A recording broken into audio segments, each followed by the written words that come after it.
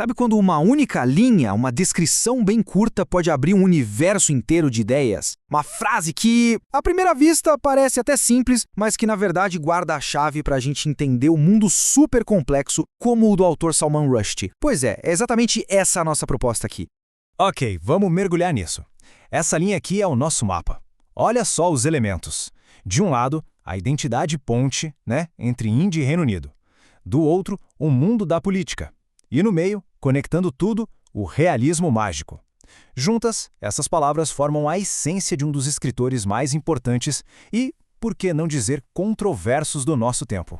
Essa é a grande pergunta, né? Como é que esses três elementos se conectam para criar essa voz tão única do Salman Rushdie? Nos próximos minutos, a gente vai desmontar cada pedacinho dessa descrição, peça por peça, para construir um entendimento bem completo.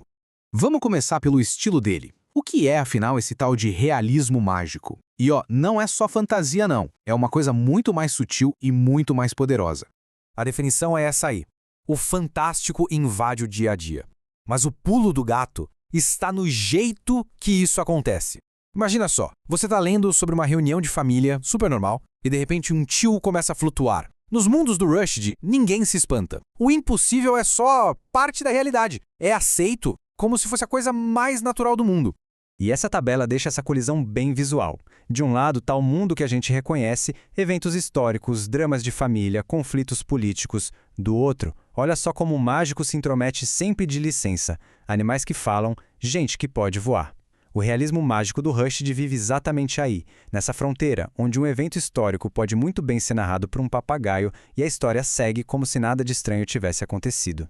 Agora vamos para o próximo ponto e ver como isso fica ainda mais profundo. A magia nos livros do Rushdie nunca é gratuita, nunca é só para entreter. Ela está sempre conectada à política. As histórias dele estão profundamente mergulhadas nas grandes questões do mundo real.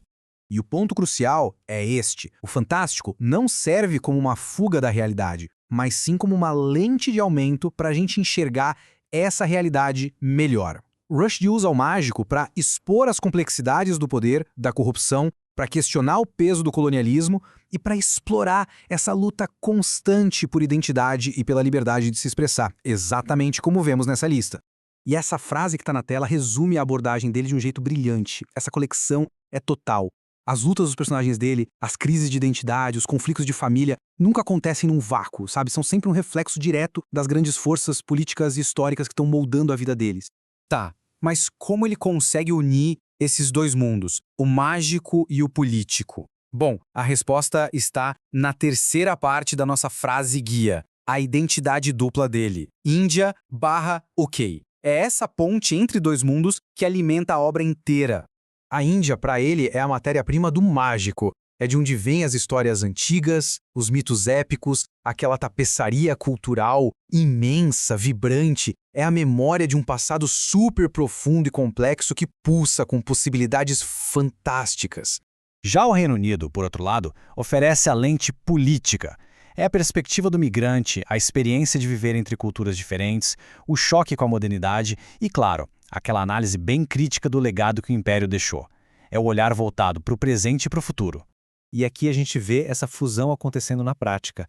A identidade híbrida dos personagens que ficam ali presos entre mundos gera um choque cultural constante, super poderoso, e é dessa fricção, sabe, desse encontro entre o antigo e o novo que nascem narrativas completamente originais, que não pertencem a um lugar só, mas a um espaço novo, totalmente imaginado. Então, vamos juntar tudo isso. Por que essa combinação toda é tão importante? Por que a voz do Salman Rushdie ressoa com tanta força no mundo de hoje? A resposta, eu acho, tá aqui. Essa mistura de magia e realidade no Rushdie não é pra gente fugir do mundo real. Muito pelo contrário, é um jeito de mergulhar ainda mais fundo nele. Ele usa o impossível para forçar a gente a ver o nosso próprio mundo, nossa política, nossa história, nossas identidades, por um ângulo novo, revelando verdades que a realidade pura, às vezes, acaba escondendo.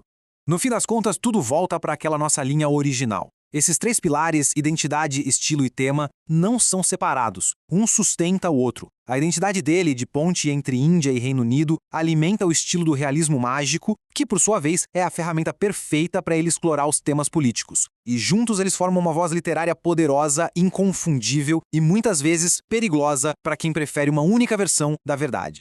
Isso nos deixa com uma reflexão final. A obra do Rushdie nos desafia a pensar sobre o poder que as histórias têm. O que acontece quando a gente quebra as regras do que é real? Talvez, ao fazer isso, não estejamos fugindo da verdade, mas sim encontrando um caminho mais profundo e complexo para chegar até ela.